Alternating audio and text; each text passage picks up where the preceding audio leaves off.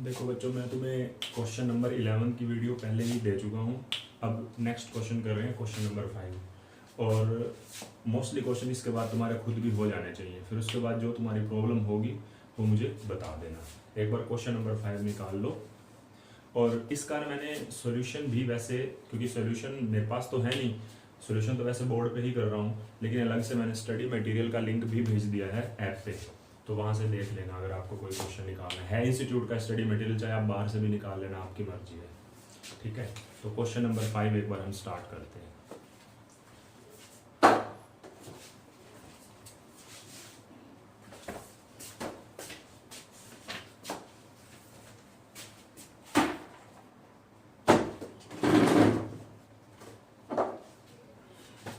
देखो क्या कह रखा है। The following information relates to the business of Mr. Shiv Kumar, who requested you to prepare a trading and profit and loss account for the year ended 31st March 2017 and a balance sheet as on that date. Building, हमें बहुत सारे balances दे रखे हैं, opening भी दे रखे हैं और closing भी दे रखे हैं, 31 मार्च 16 के और 31 मार्च 17 के।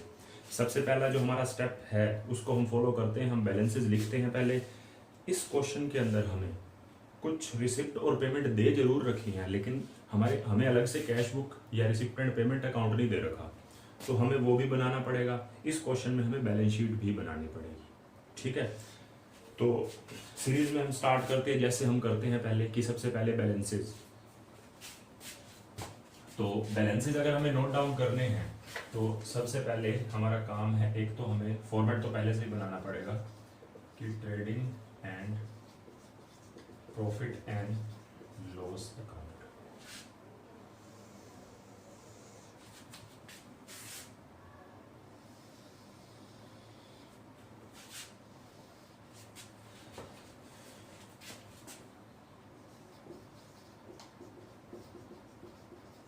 And balance sheet as at 31st March 2017, और ये भी for the year ending 31st March 2017।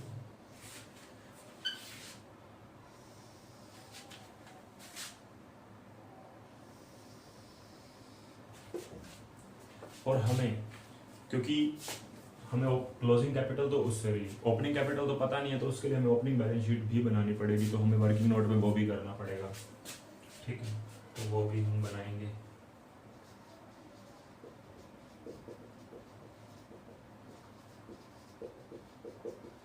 Balance sheet as at 31st March 2016। अगर आपको बोर्ड का कोई पार्ट नहीं दिख रहा तो कोई डोंट वरी, आप समझ लेना सिर्फ, क्योंकि मैं आपको कंप्लीट फोटो भेज दूंगा इसकी, तो ऐसे कोई इशू नहीं है। मतलब अगर आपको कुछ क्लियर नहीं भी दिख रहा तो ये मैं छोटे छोटे वर्किंग नोट बनाऊंगा, क्योंकि बोर्ड के साइज के अकॉर्डिंग एडजस्टमेंट करनी पड़ रही है। ठीक है, तो देखो हमारे पास क्या क्या बैलेंसेज है। ओपनिंग हमारे पास है बिल्डिंग,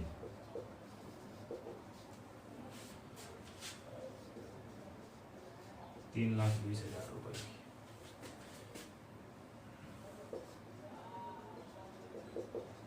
फर्नीचर 60,000 रुपीज। सॉरी, ये गलती से ना, चलो इसको 17 कर देता हूँ, इसको 16 कर दूंगा मैं।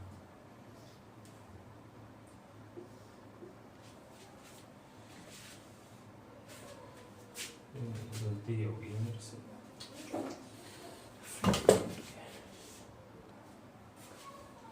सॉरी, वो 60 नहीं था, ध्यान नहीं दिया। ठीक है, तो उसके बाद मोटर कार है हमारे पास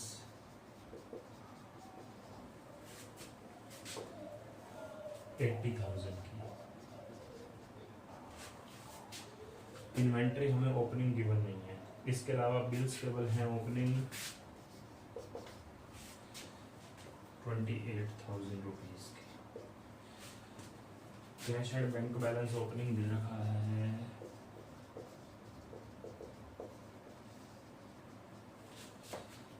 1,80,000 रुपीज का।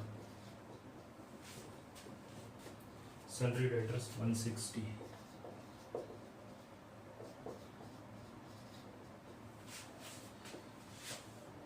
Bills receivable 32,000।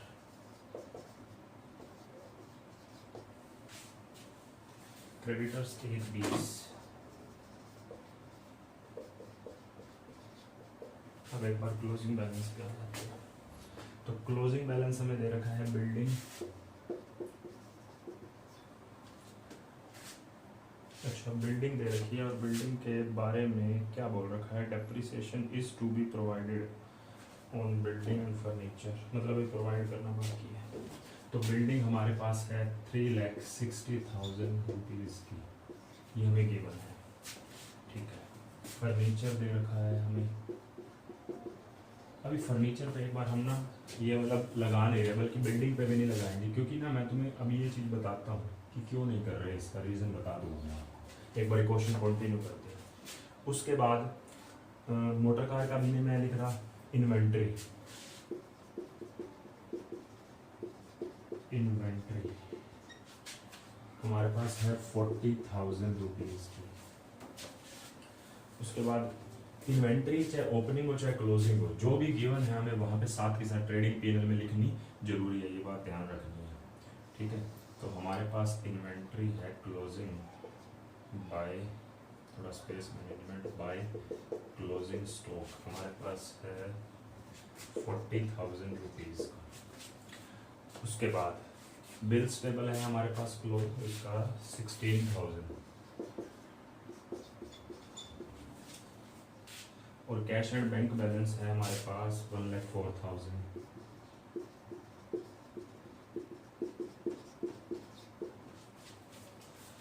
उसके बाद सन्ड्री डेटर्स अभी हमें पता नहीं है, लिख देते हैं क्वेश्चन मार्क है।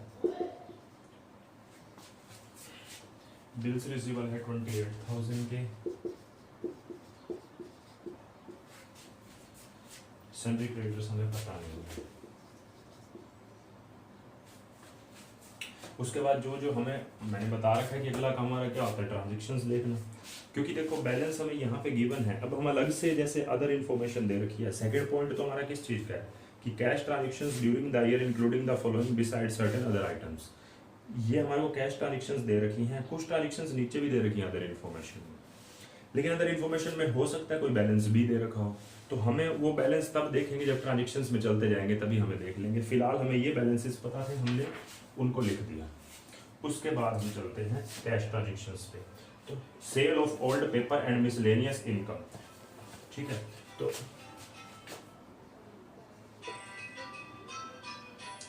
बाय सेल ऑफ न्यूज़पेपर, ये हमारा कितने रुपए का है, 20,000 रुपये इनकम है। इनकम कहाँ पे जाएगी, इसके अलावा क्योंकि अगर सेल करी है तो हमारे पास कैश भी आया होगा,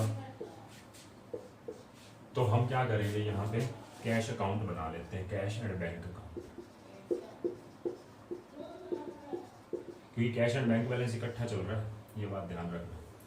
तो अलग से हमें कोई दो अकाउंट बनाने की जरूरत नहीं है। हमारे पास to balance BD, opening cash कितना था यहाँ पे, हमारे पास 1,80,000 रुपीज़ का, और हमारे पास क्लोजिंग कैश भी गिवन था बाय बैलेंस सीडी 1,04,000 रुपीज़ का, ठीक है। अब ये ट्रांजेक्शन लिख देते हैं कि cash account debit to sale of newspaper 20,000 rupees, हमने उसका बेचा, उसका दूसरा फैक्ट यहाँ पे चला गया। उसके बाद मिसलेनियस ट्रेड एक्सपेंसेस, जैसा वैसे देखो हमने ओल्ड न्यूज़पेपर बेचे हैं तो ये हमारी इनकम है, ये इनकम डायरेक्टली हमारे पीएनएल में जाएगी या इसका अकाउंट बनाने की जरूरत है। अगर आप ये देखें कि अकाउंट बनाने की जरूरत तब होगी जब हमारे पास इसका कोई ओपनिंग या क्लोजिंग बैलेंस गिवन हो सकता है कि कोई हमारी कोई एक्रूड इनकम हो, कोई भी इनकम हुई तो सेल ऑफ ओल्ड न्यूज़पेपर में क्या एक्रूड होगी या क्या अनअर्न्ड होगी।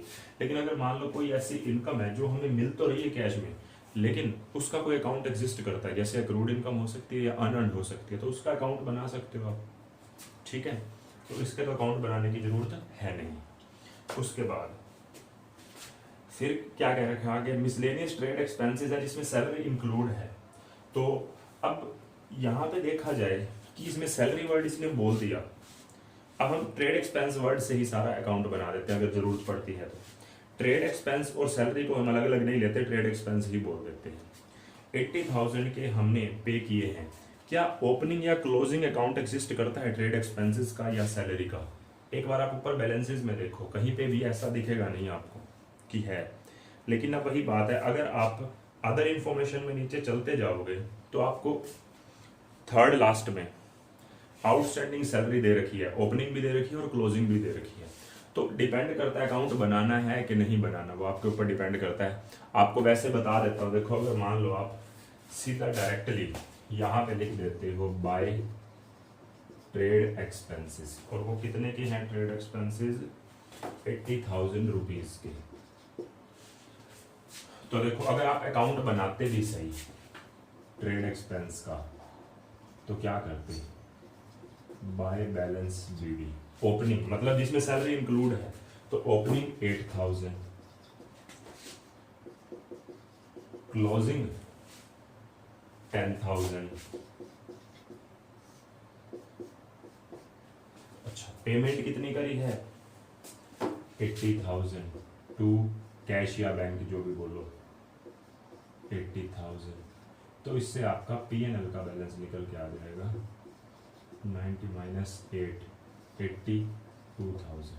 लेकिन ये बैलेंसिंग फिगर है, मतलब मैं ट्रेड एक्सपेंसेस में सीधा लिख सकता हूँ to trade expense 82,000, working note number, balance sheet ये वाली जो है हमारी वर्किंग नोट 1 है, मांग नहीं रखी होती है क्वेश्चन में। Cash and bank balance working note number 2 है, और trade expenses working note number 3 है। तो वर्किंग नोट नंबर 3 से हमने ये 82,000 निकाल लिया, ठीक है। अब आप सीधा भी कर सकते हैं, 80 प्लस 10 माइनस 8, माइंड काम करता है, अकाउंट ही बचेगा आपका, सीधा ही 82,000 आप यहाँ पे लिख सकते हो, ठीक है। तो ये कर दिया हमने। अब एक बात ध्यान रखनी है, क्योंकि ये आपके दोनों बैलेंसेस आए हैं जो ऊपर गिवन नहीं थे, या तो बंदा पूरा क्वेश्चन पढ़े, आप पूरा क्वेश्चन पहले ही पढ़ लेना, या तो कि और कोई बैलेंस एग्जिस्ट तो नहीं करता। अब आपको दिखा है कि यहाँ पे बैलेंस एग्जिस्ट करता है, तो आप क्या करें, 8,000 ओपनिंग में और 10,000 क्लोजिंग बैलेंस शीट में लिख दीजिए। तो ओपनिंग बैलेंस शीट में आपके पास आउटस्टैंडिंग सैलरीज जो है वो कितने की है, 8,000 रुपीज की, और क्लोजिंग में आउटस्टैंडिंग सैलरी जो है वो कितने की है, 10,000 रुपीज की। लिखना ये भूलना मत, ठीक है। उसके बाद सीरीज में आगे चलते हैं, कलेक्शन फ्रॉम डेटर्स। अब 2 लाख रुपए की कलेक्शन हुई है हमें डेटर्स से, तो डेटर्स हमें जो कलेक्शन हुई है उसके लिए भी हमें डेटर का अकाउंट भी मेंटेन करना पड़ेगा, क्योंकि स्पेस हमारे पास नहीं रहेगा, तो अकॉर्डिंगली हमें काम करना पड़ेगा। यहाँ पे मैं डेटर अकाउंट बना रहा हूँ, मैंने पहले ही बोला अगर आपको नहीं दिख रहा तो कोई दिक्कत नहीं है, मैं कंप्लीट एक फोटो ले लूँगा, तो उसमें कोई दिक्कत नहीं आएगी आपको। आपके पास डेटर जो गिवन है वो देखो, ओपनिंग डेटर है 1,60,000 रुपीज का, ठीक है। अब 1,60,000 के डेटर है, कलेक्शन फ्रॉम डेटर्स हो रही है, मतलब बाय कैश कितने रुपए मिले हैं डेटर्स की कलेक्शन से, 2 लाख रुपए, 2 लाख रुपए मिल रहे हैं। अब हमें 2 लाख रुपए कलेक्शन से मिले, तो दूसरा फैक्ट है इसका, यहाँ पे भी आएगा टू डेटर्स, 2 लाख रुपए कैश अकाउंट में भी, बस अभी कोई फैक्टर इसके अलावा और कुछ नहीं जाएगा। फिर उसके अलावा कैश परचेजेस, कैश परचेजेस है आपकी 48,000 की, तो बाय परचेजेस 48,000 रुपीज, और आप इसको यहाँ पे लिख भी लें, टू परचेजेस में 2 टाइप की हैं, 48 तो आप लिखो, अभी क्रेडिट भी निकल के आएगी, फिलहाल 48 हमने यहाँ पे लिख दिया, एक इफेक्ट यहाँ पे डायरेक्टली बाकी P&L में। उसके बाद पेमेंट टू क्रेडिटर्स, तो क्रेडिटर्स अकाउंट भी ऐसे ही बनाना पड़ेगा, तो creditors account by balance BD, आपके पास क्रेडिटर्स कितने रुपए के हैं, 1,20,000 रुपए की ओपनिंग है, और आपने क्रेडिटर्स को पेमेंट करी है टू बैंक कितने रुपए की, 1,84,000 रुपीज की, ठीक है। अच्छा, अब जब आपने जैसे ही पेमेंट करी 1,84,000 रुपीज की, दूसरा फैक्ट आपका कैश अकाउंट में भी जाएगा, बाय क्रेडिटर्स 1,84,000 रुपीज। उसके बाद कैश सेल्स है आपके पास, जैसे कैश परचेजेस दे रखी थी, वैसे कैश सेल्स भी है, तो बाय सेल्स, आपकी सेल्स है कैश सेल्स 80,000 रुपीज की, तो 80,000 अभी प्लस कर दो क्योंकि क्रेडिट भी निकल के आएगी। दूसरा फैक्ट यहाँ पे डाल दो, टू सेल्स 80,000 रुपीज का, ठीक है। अब ये हमने 6 फैक्ट जो थे ये हमने लिख दिए। कोई ऐसा नहीं है कि दूसरी साइड इसका फैक्ट ना लिया हो। जैसे ओल्ड न्यूज़पेपर अगर हमने यहाँ पे बेचे उसका फैक्ट दिया, यहाँ पे ट्रेड एक्सपेंसेस जो हमने करे उसका फैक्ट यहाँ पे गया था और यहाँ से P&L पे चला गया था। फिर उसके बाद कलेक्शन फ्रॉम डेटर का फैक्ट यहाँ पे भी आया 2 लाख रुपए, और उसका कैश में भी इफेक्ट गया 2 लाख रुपए का। कैश परचेजेस जो है उसका फैक्ट आपका आया 48,000 का यहाँ पे, और दूसरा आपने यहाँ पे अभी लिख दिया।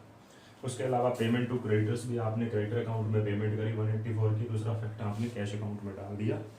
इसी तरीके से कैश सेल्स का भी इफेक्ट, कैश सेल्स हमारी सेल्स कितने की है 80,000 की, और दूसरा फैक्ट हमने ट्रेडिंग P&L में डाल दिया, ठीक है। उसके बाद देखो bills receivable drawn during the year amount to ₹20,000 rupees. Bills receivable drawn, अब देखो बिल्स रिसीवेबल ड्रॉन का मतलब क्या है, बिल्स ऑफ एक्सचेंज चैप्टर पढ़ रखा है कि हमने बिल ड्रॉ किया है और हमें अब BR मिलेगा सामने वाले से जो एक्सेप्ट करेगा, ठीक है, साइन करवा के उससे, तो बाय BR हमें BR मिला है 20,000 रुपए का। तो देखो अगर ये अकाउंट चल रहा है तो इससे हमारा BR अकाउंट भी क्रिएट होगा, तो हमें BR अकाउंट भी बनाना पड़ेगा। तो BR का ओपनिंग या क्लोजिंग बैलेंस पहले से गिवन है, 32 और 28 दोनों गिवन है, तो टू बैलेंस BD 32,000 और क्लोजिंग बैलेंस 28,000, और कितने का बिल ड्रॉ हुआ है टू डेटर्स के थ्रू 20,000 रुपए का, ठीक है, ये बिल ड्रॉ हो गया, ठीक है। हमने दोनों साइड से डाल दिया, BR टू डेटर और BR टू डेटर। इसी अलावा BP भी ड्रॉ हुआ है, तो BP का फैक्टर क्रेडिटर से है, तो क्रेडिटर डेबिट टू BP कितने रुपए का है, बिल्स पेबल हमारा 16,000 रुपीज का है, और दूसरा फैक्ट इसका हमारा कहाँ पे जाएगा, बिल्स पेबल अकाउंट में जाएगा। तो बिल्स पेबल का ओपनिंग बैलेंस आप देख लो पहले से कितना है। ओपनिंग बैलेंस बिल्स पेबल का है हमारा 28,000 रुपये, क्लोजिंग 16,000 रुपये, 28,000 रुपये और टू बैलेंस से भी 16,000 रुपये। अब BP कब क्रिएट होते हैं, देखो आपकी एंट्री क्या बनी, क्रेडिटर टू BP, तो बाय क्रेडिटर्स, क्रेडिटर्स हमारे कितने के हुए 16,000 रुपए के, क्रेडिटर टू BP कितना हुआ 16,000 रुपए से कह रखा है ना कि 16,000 रुपए का एक्सेप्ट किया, और वैसे भी क्लोजिंग बैलेंस भी हमें इसका 16 ही दे रखा है 28 16।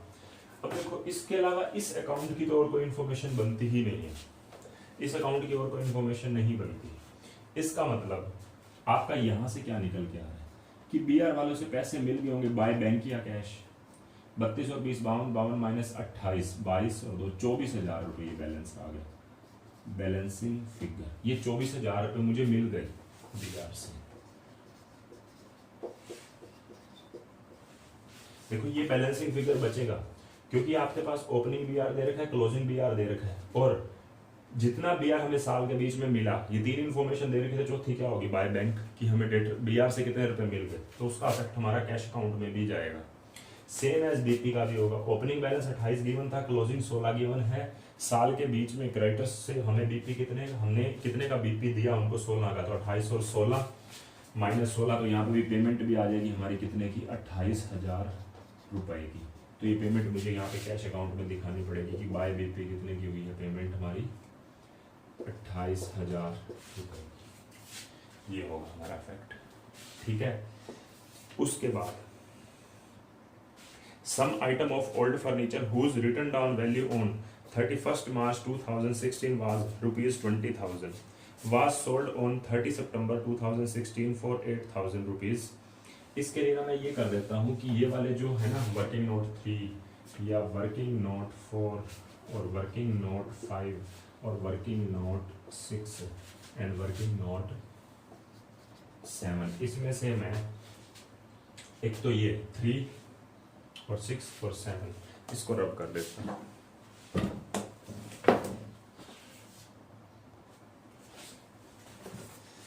ठीक है, तो some item of old furniture whose written down value on 31st March 2016 was 20,000 was sold on 30 September 2016 for 8,000 rupees। हमारा कुछ एसेट्स है, मतलब जो इसके बारे में बोल रखा है फर्नीचर के बारे में। तो फर्नीचर है हमारे पास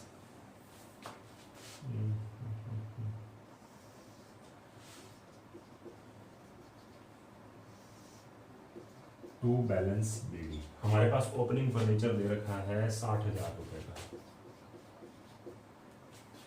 उसके बाद ये कह रखा है कि सम आइटम ऑफ ओल्ड फर्नीचर जिसकी रिटर्न डाउन वैल्यू हमारे पास 20,000 थी, उसको हमने कब बेचा है? 30 सितंबर को। मतलब 31 मार्च की जो रिटर्न डाउन वैल्यू हमारे पास 20,000 थी वो 30 सितंबर को बेची है। पहले तो 6 महीने का उसके ऊपर डेप्रिसिएशन लगेगा बाय डेप्रिसिएशन 20,000 का 10% 2,000 और 6 महीने के लिए 1,000 रुपये। कैलकुलेशन नहीं कर रहा है यहाँ पे, सीधा ही लिख रहा हूँ 1,000 रुपये। ठीक है। उसके बाद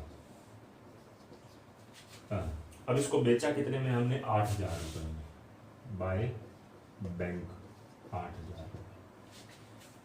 अब 8,000 में बेचा है। पहले तो ये देखो 20,000 की एसेट्स 1,000 रुपये का इसके ऊपर लगा हमारा डेप्रिसिएशन 6 महीने का। 19 वाली एसेट्स को हमने 8 में बेचा है, तो बाय पीएनएल 11,000 रुपये का आपका लॉस हो गया। लिख लेना लॉस ऑन सेल। अब इसका इफेक्ट डालना हो तो पीएनएल में डायरेक्टली जाएगा 11,000 रुपये to loss on sale of furniture 11,000 रुपये। वर्किंग नोट देख लेना आपका जो भी बन रहा है। नेक्स्ट स्पेस बन नहीं रहा, पता नहीं लग रहा कौन सा वर्किंग नोट है।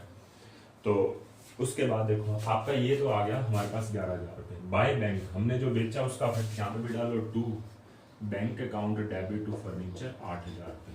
डेप्रिसिएशन का हम इकट्ठा देखें क्योंकि बच्चे के ऊपर भी तो लगेगा।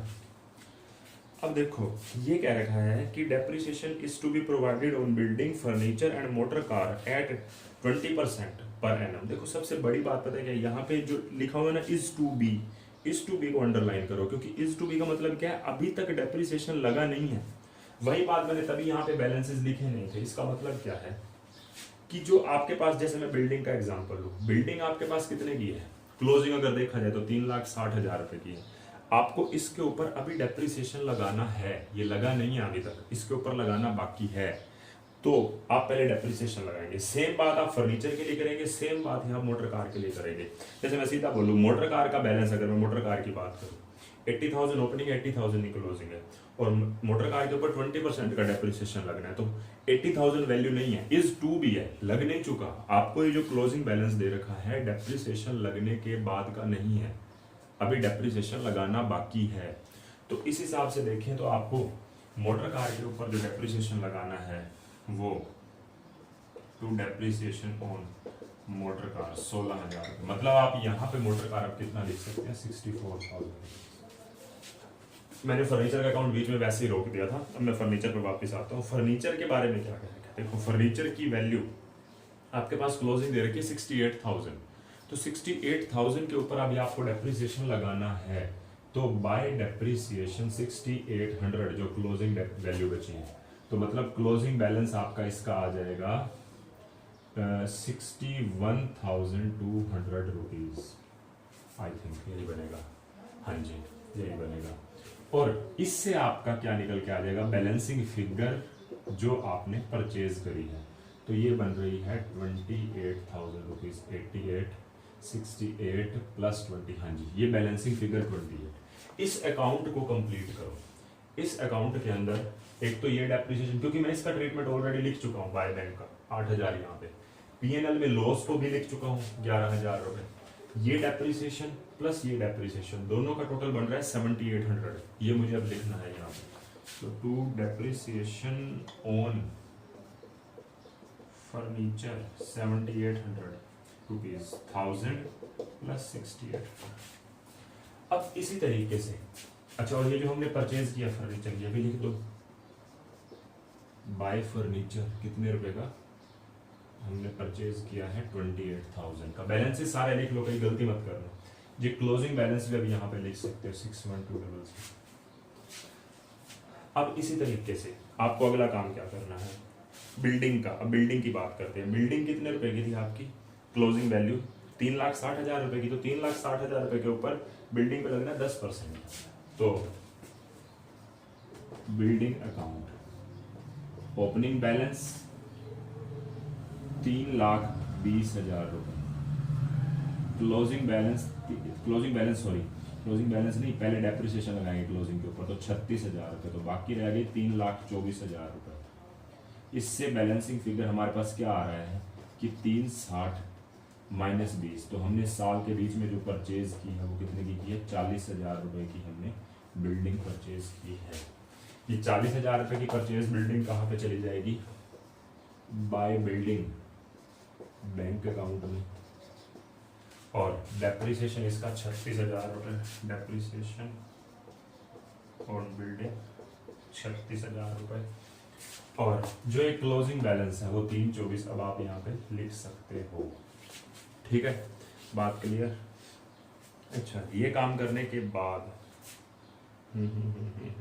अच्छा नेक्स्ट पढ़ो, कह रहा है of the debtors a sum of 8,000 should be written off as bad dates.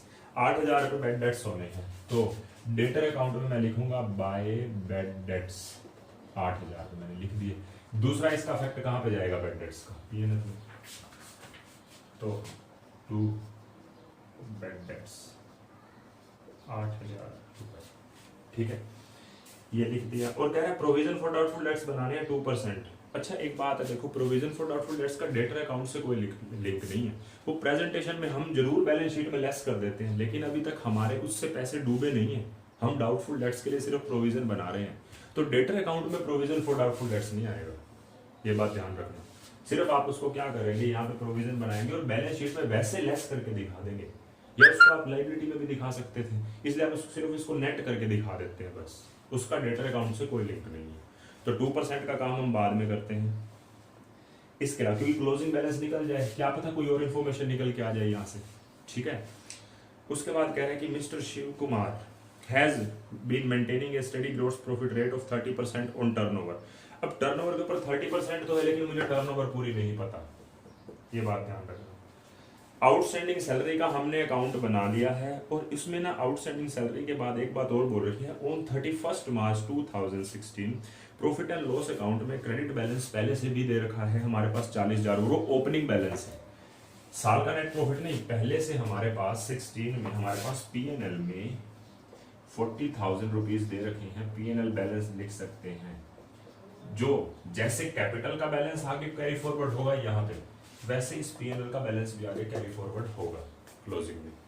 समझ रहे हो बात को? ठीक है, उसके बाद 20% of the total sale and 20% and total purchase are to be treated as for cash. 20% of total sales and and total purchase are to be treated as for cash. तो ये जो है ये हमारी कैश थी, ये भी कैश है, कैश सेल्स कैश परचेज।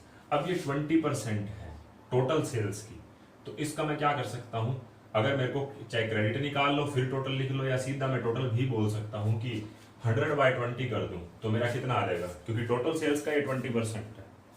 ठीक है, तो मैं इसको ऐसा लिख सकता हूं कि अगर मेरे को टोटल अमाउंट सीधा सेल्स का लिखना हो तो 80,000 इंटू 100/20। ठीक है, मैं 4 लाख लिख सकता हूं। आप चाहे कैलकुलेशन के लिए एक वर्किंग नोट और बना लेना, ठीक है, स्पेस मैनेजमेंट के लिए मैं नहीं बना रहा, आप 4 लाख लिख सकते हो। अब 4 लाख में से 80 घटा देंगे तो 3,20,000 क्या आ जाएगी, क्रेडिट आ जाएगी। ये बात क्लियर है। अब दूसरी बात, सेम बात इसके लिए भी है, 48,000 है, इसको 5/1 कर दें, 5/1 बोलो या 100/20 बोलो, तो ये हमारे पास आ जाएगी 2,40,000 रुपए। 240 में से 48 लेस कर दो तो 192 क्या है, क्रेडिट परचेज है।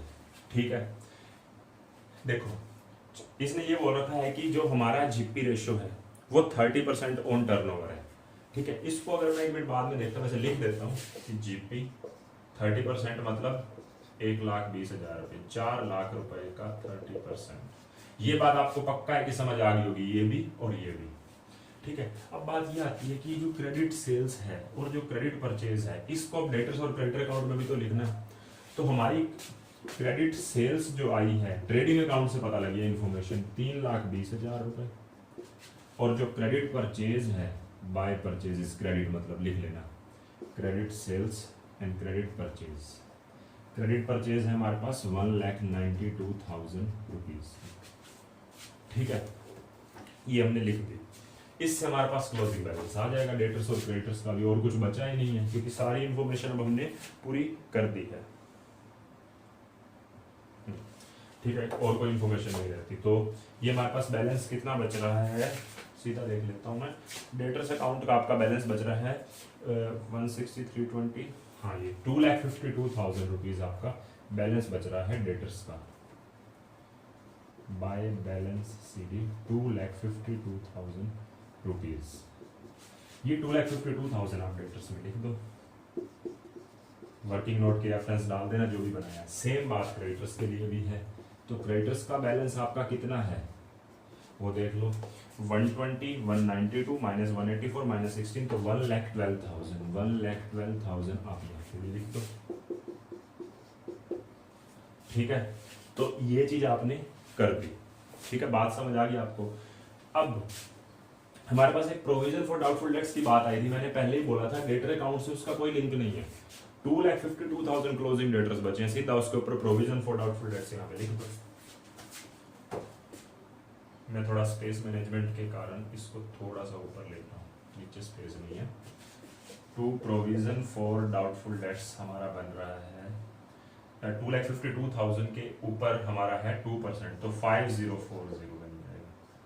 ठीक है, ये आपका जो भी वर्किंग नोट है, वर्किंग नोट तो खैर जरूरत ही नहीं है इसकी। अब इससे डेटर्स भी यहाँ पे कम करके दिखा देना, 2,52,000 माइनस 5,040, तो ये आ जाएगा हमारे पास 2,46,960। 2,46,960। अब देखो आपने जितनी भी ट्रांजेक्शन्स थी उसका डबल साइड इफेक्ट भी डाल दिया और सब कुछ हो चुका है आपका। अब आपको करना क्या है, सीधा, क्योंकि आपका ना जो स्टेप था डेप्रिसिएशन वाला वो साथ साथ ही हमने फॉलो कर दिया, इसमें अलग से अप्लाई नहीं किया, साथ साथ ही फॉलो करते गए।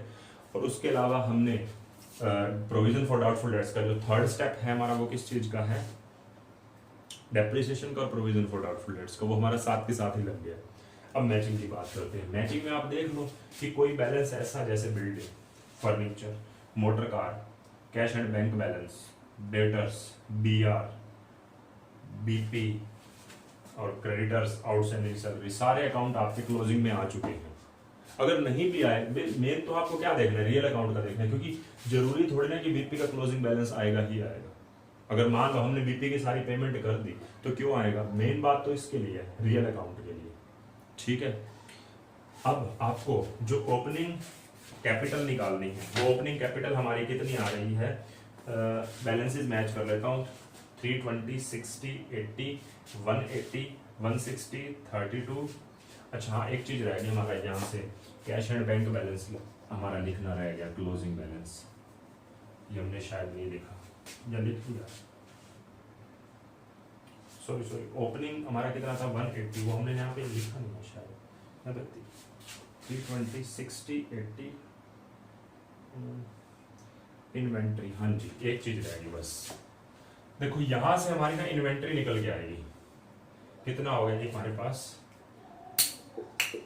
4,40,000 रुपीज माइनस 360, 440 माइनस 360, तो हमारे पास ओपनिंग स्टॉक भी तो आना है, तो ये हमारे पास कितना आ गया 440, 80,000 रुपीज का बैलेंसिंग फिगर। ये हमारा जो बैलेंसिंग फिगर है वो हमारा यहाँ पे ओपनिंग में भी जाएगा, इन्वेंट्री का 80,000 रुपीज। अब आपकी ओपनिंग कैपिटल निकल के आ रही है, वो आ रही है आपकी 7,16,000 रुपीज, ये आपकी कैपिटल आ गई। ठीक है, और यहां से अब आप नेट प्रॉफिट निकाल सकते हो। सबसे पहले तो यहाँ पे जीपी लिखा जाएगा बाय ग्रोस प्रॉफिट, और वो ग्रोस प्रॉफिट तो है 1,20,000 रुपीज, और ये इंफॉर्मेशन का आप यूज कर लो, तो ये आपके पास आ जाएगी, कितना है आपके पास आ रहा है इस क्वेश्चन के अंदर, net loss by net loss, तो वो आ रहा है हमारे पास नेट लॉस 25,840 रुपये। बाकी सारे आइटम कंप्लीट हैं, 1 2 3 4 5 3 4 5, वो तीनों का टोटल।